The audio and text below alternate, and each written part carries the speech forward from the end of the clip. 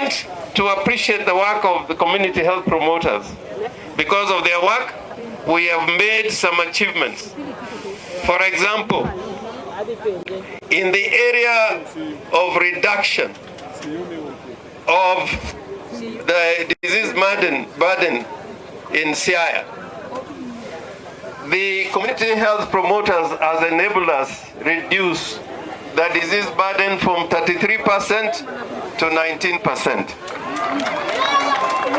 Because of you, because malaria is not so easy to deal with, it's a killer.